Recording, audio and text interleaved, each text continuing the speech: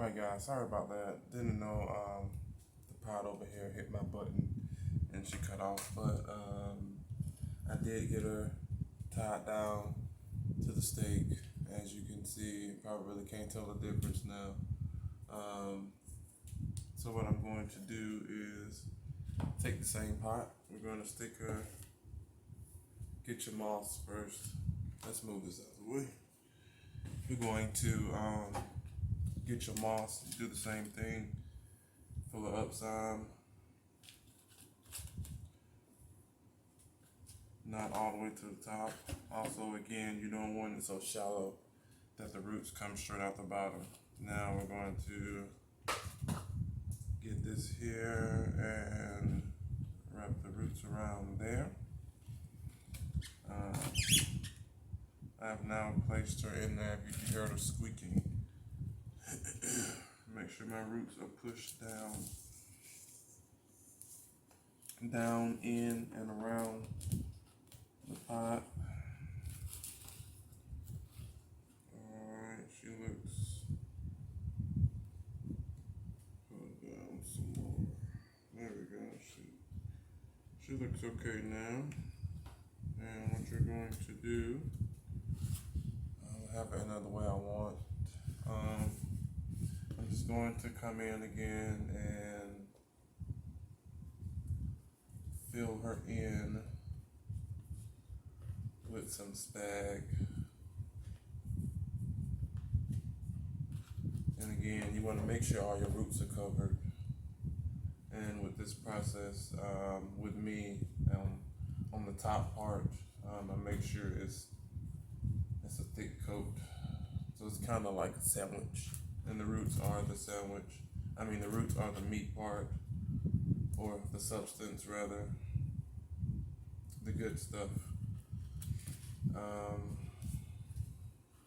And of course, I'm going to put a little in the back so that if and when the roots decide to move, they also have space in the back here to grow. But I'm pretty sure, and also seeing with some of my other roots from this system when I pulled it out, that most of the roots are air roots. So that's why I'm not too much caring, quote unquote, about the pot size, just because of the air roots. Now, if it's not an aeroid, then I might be a little worried there, but other than that, I'm typically not. I think this is it. Let me marinate these down in here some more. There we go. Yeah, I have room for maybe one or two more. This is what she looks, excuse me, this is what she looks like now. Again, what's on here new has to readjust to the light and whatnot. But yeah, this is my finished golden goddess. As you can see, she's completely redone in spag. And most of you are probably like, well, hey Pete, why are you doing this now? It's like, isn't it cold in winter? Like, yeah, it is, but I've proven to myself that again, if you have a grow tent or grow tower or something that can support humidity and plant life, then it will work, especially again for the rehabilitation, and it'll definitely work. So she's going to go back in there, and of course I'm going to get the glass pot. She's her home, and stick her back in, and now we are back here. And this here is my, again, golden goddess, Philodendron, with the rescue in here somewhere. I mean, I can't notice her from camera, but if I look down, I probably can see her. And you probably notice this little naked spot here. Well, my grow light that sits at the bottom, she used to sit at the bottom. It fell over and it burnt the crap out of that leaf. It didn't even take a good, I don't know, but not even a good 3-4 seconds, but this is what happened to it. It fell on that part, but it fell on the whole leaf and it burned off.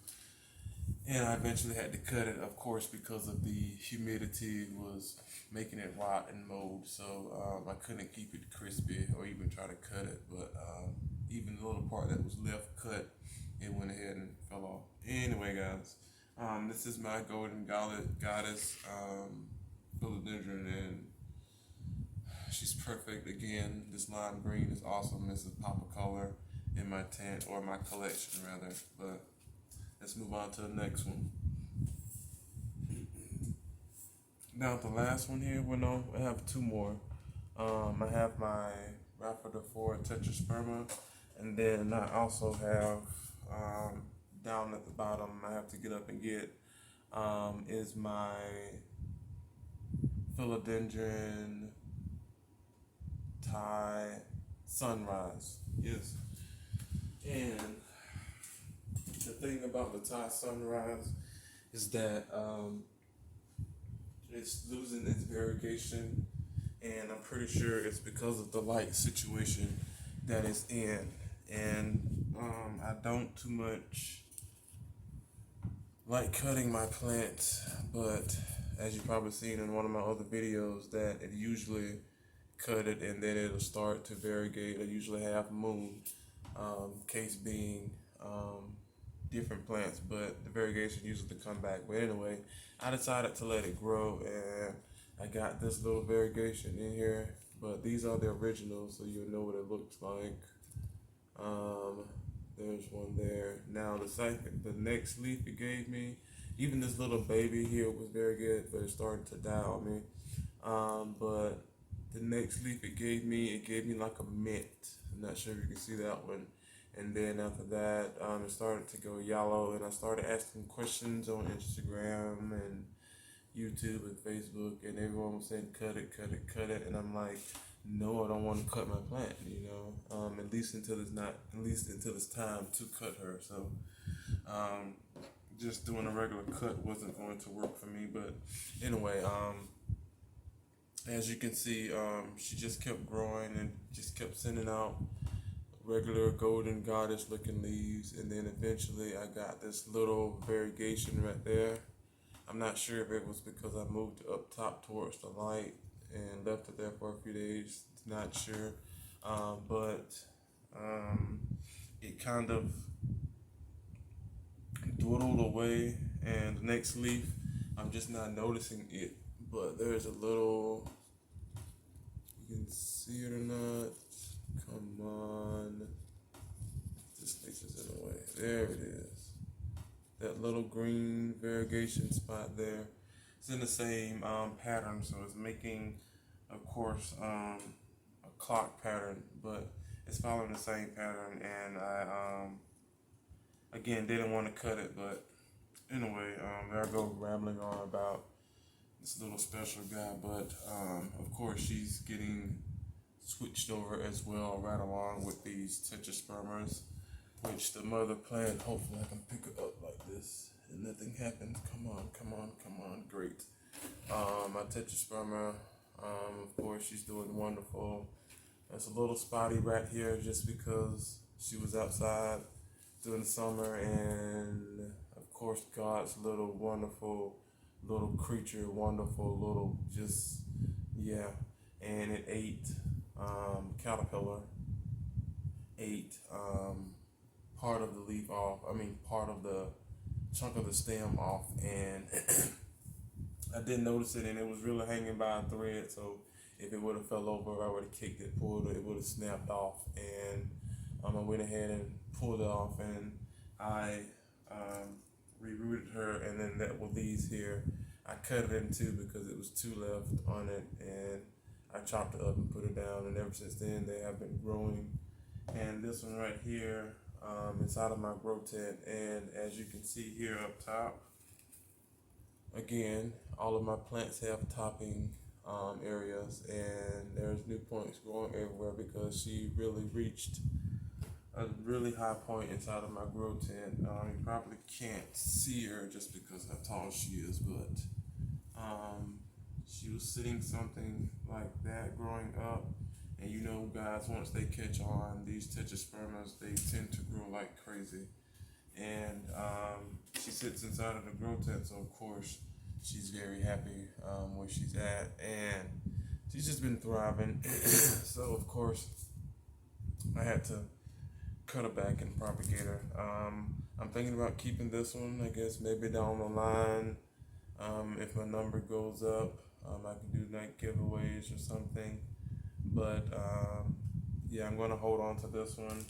Now these two here, I'm going to take out and place in here as well, and they are coming out to go into spag. And what I just noticed right here that really scared the crap out of me are some there are some area roots coming out of the board. So also this is a good thing that I like to see. I don't know if you can see that spider web. Usually spiders are good things to me, even though again I hate spiders, but for your plant purposes they do get rid of some pests, and I actually love that about them. So it doesn't usually bother me as long as I know they're there the next day and the next day and the next day. And God, looking at this now, there are like spider webs everywhere. But here is my pot here, so let's go ahead and get started. Oh God. Again, what I'm going to do is just de-shell her, is what I call it. I'm going to take the roots out. Check these here.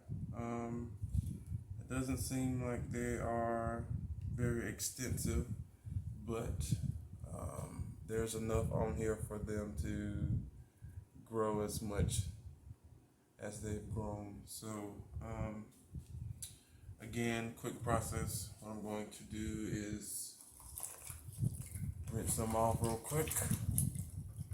Move this here Tetrasperma out of the way. I'm gonna rinse these. And again, you want to make sure you get most of your dirt off, just so that your plant roots stay healthy. And again, I'm going to get my 1 second. I'm going to get my spray, which is back here behind the camera, and I am going to spray her down. And again, this lavender smells wonderful. And now this, oh no wonder, there we go. And we are going to dip her down in the water, rinsing the solution back off.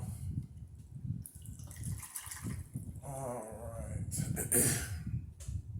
And so now we're going to tap her, and let's just hope a big tarantula don't pull me back in. Yeah, so I might be a little fidgety. Oh God. Might be a little, I just hope nothing huge just come out of here, you know. How this thing is set up on the inside, I have it glued to a piece of, I think it's a like cut off pot maybe, not sure.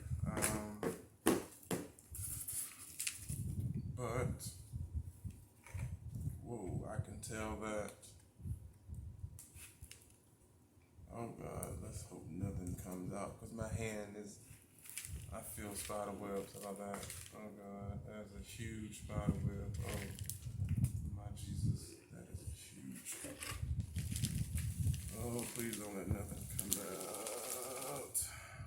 Okay, that's a good sight, guys, that spider web, but honestly,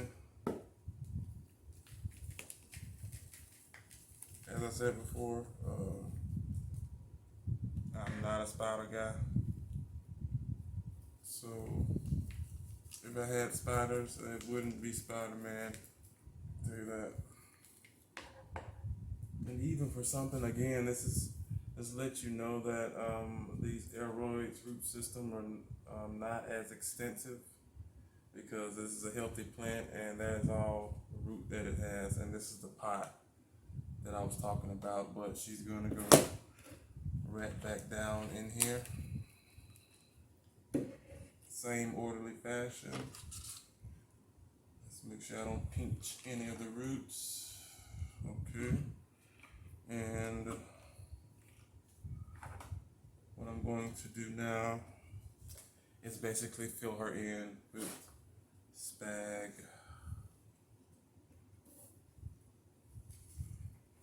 And again, what I should have did and what I'm fixing to do now is take her back out and put some spag at the bottom.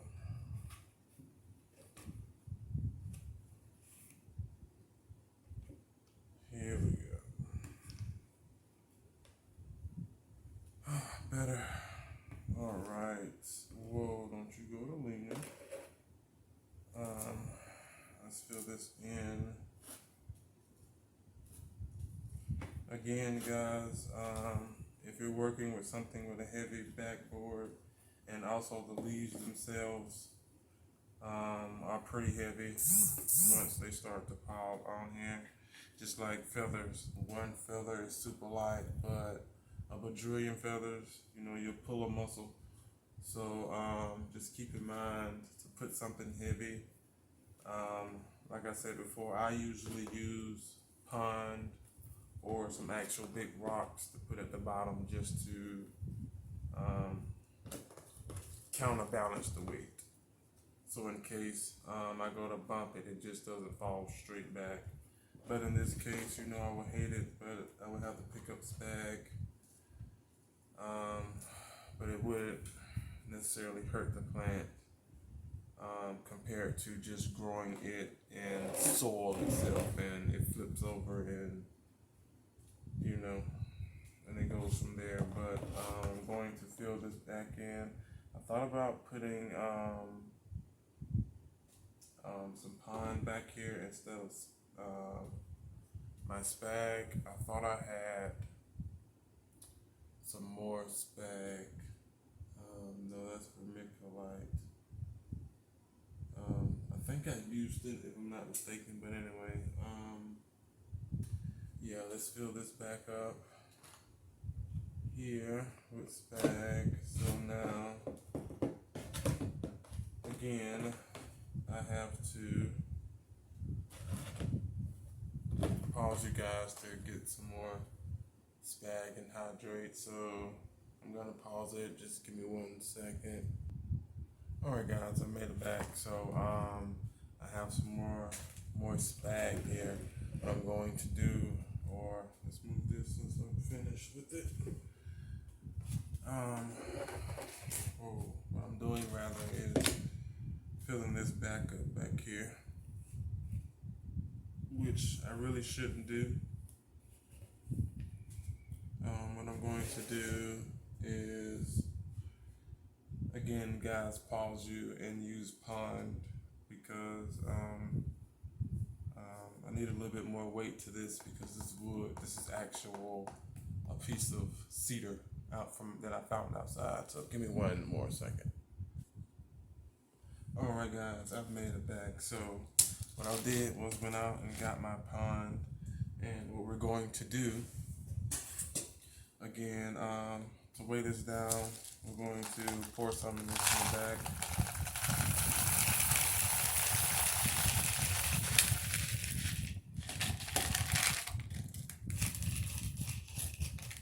There we go, and then we're going to use, since it's at the top, just a thin layer, just so it looks good, even though the rocks look fine themselves, or the pond look fine themselves, but again, it's more aesthetic for me. Looks good all the way around. Okay, so now what I need to do is I made 2 little holes or 2 little openings. I don't know if you can see it, but right here for my seedlings here, and they also starting some little area roots that make it a lot easier for it to attach to this board. So we're going to place these little guys here, 1 on each side.